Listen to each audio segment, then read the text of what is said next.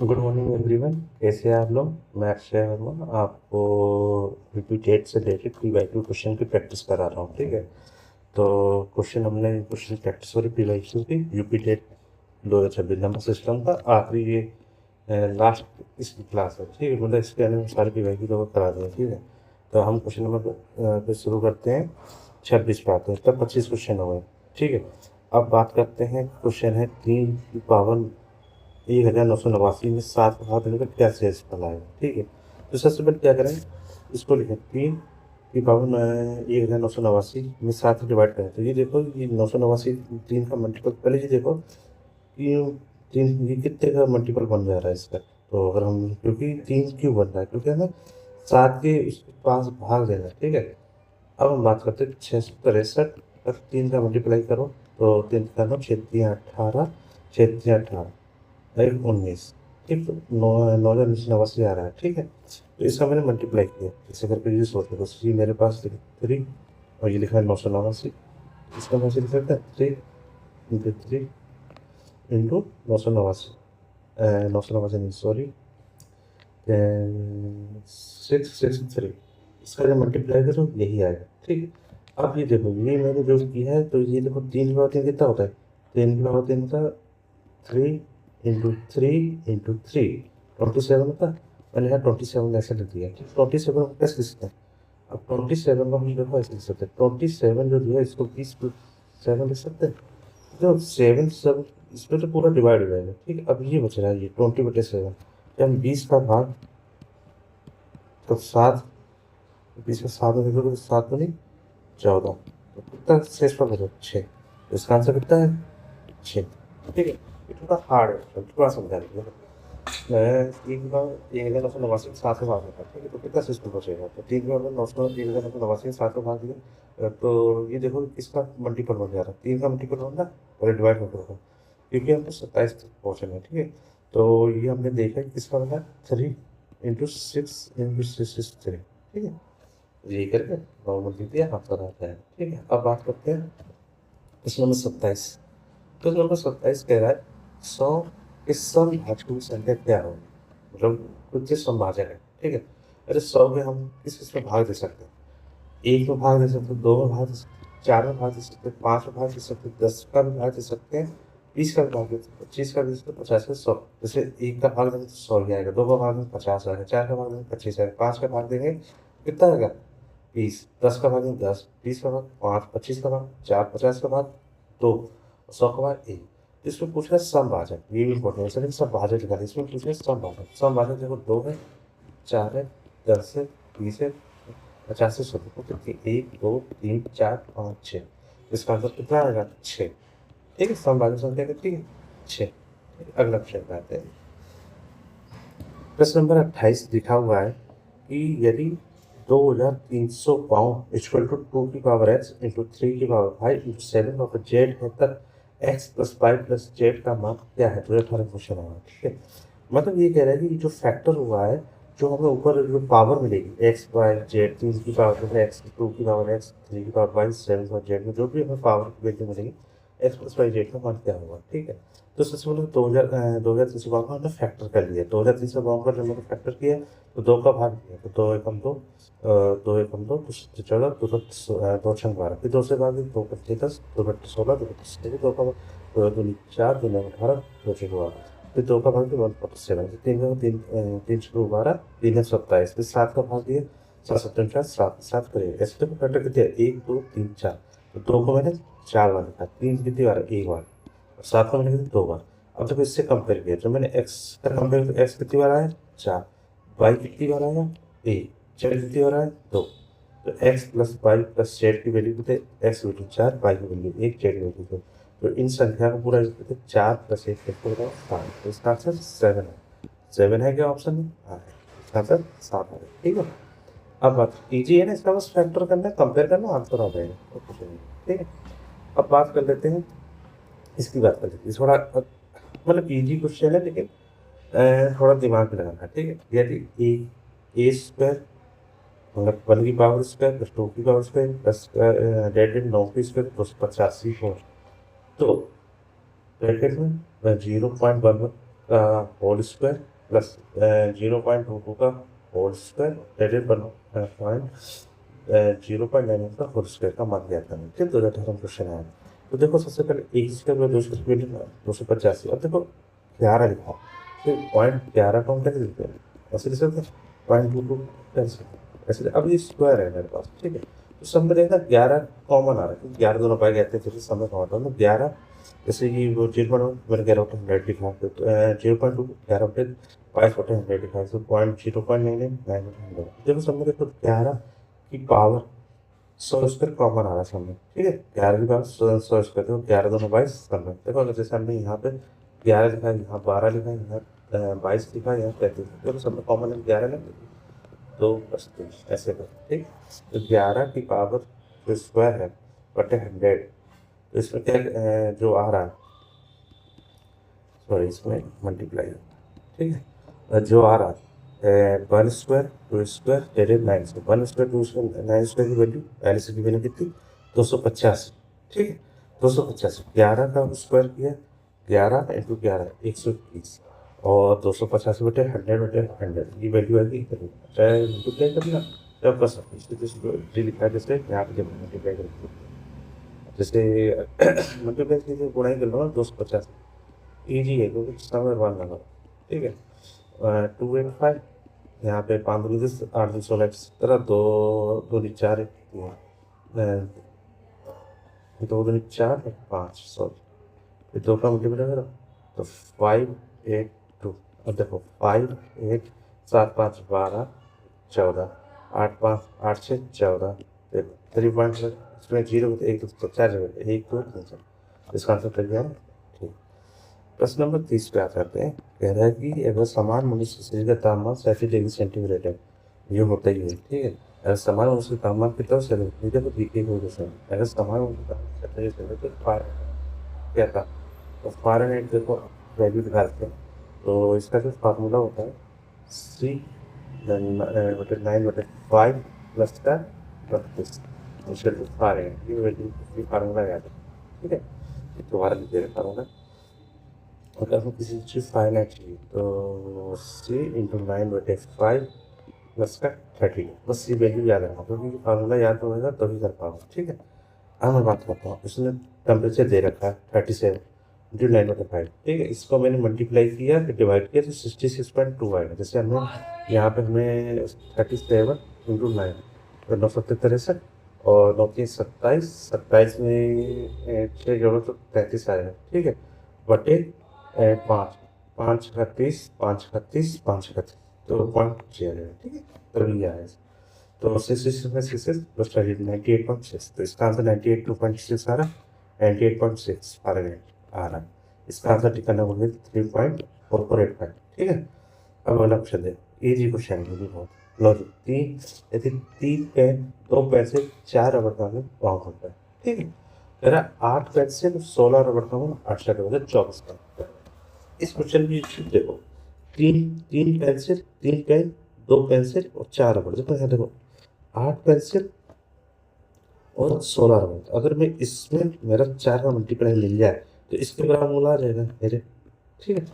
जैसे ये मेरा 3 pencil 2 pen 3 pen plus 2 pencil plus 4 रबड़ की 90, मुझे ये वैल्यू चाहिए, ये वाली 8 पेंसिल 16 रबड़। तो इसको कैसे 4 का मल्टीप्लाई करेंगे, 4 दूनी 8 4 दूनी 16, ठीक है। इस पर अगर हम 4 का मल्टीप्लाई करें 4 दूनी 8 और ये जाएगा 16, ठीक है।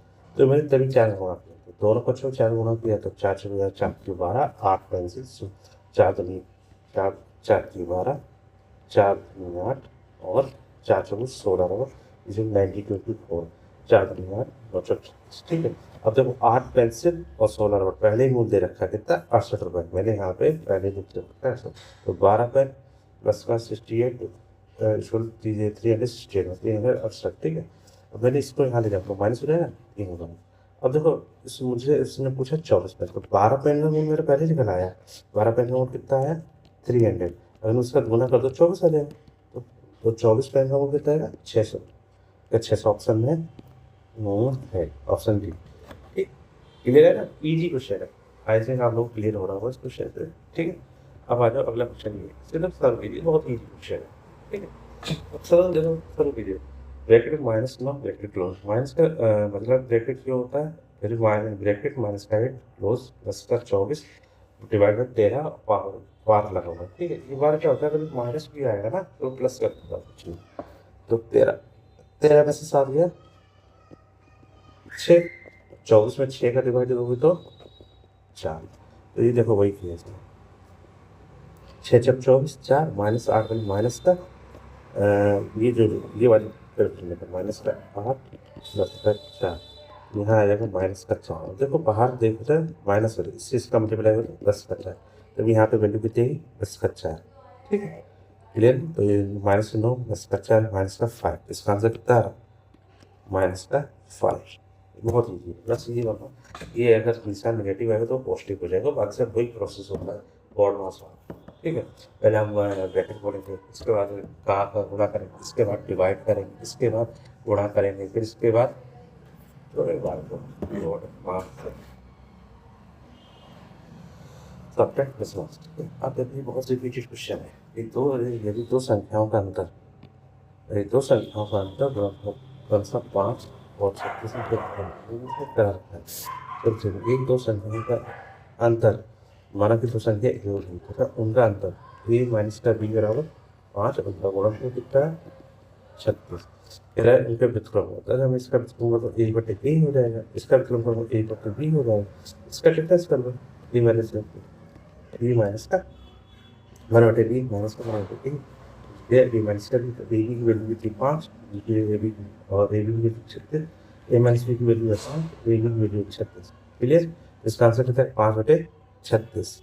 क्या आप लोग क्लियर हुआ है नहीं होगा, ऐसे हो जा रहा है। जैसे दो संख्या मेरे पास गिवन है, जैसे मैंने कोई दो संख्या ले ली a कॉमा b, ठीक है a कॉमा b ले ली, अब उसने कह रहा है कि इसका अंतर a कॉमा b कितना है 5 है, और a इंटू बी की वैल्यू कितनी 36। इसको लॉजिक अगर उन्होंने कुछ नहीं करा लॉजिक से भी कर सकते हैं, लेकिन कैसे हो सकता है, या तो 6 इंटू 6 हो सकता है, 4 इंटू 6 हो सकता है, या तो 9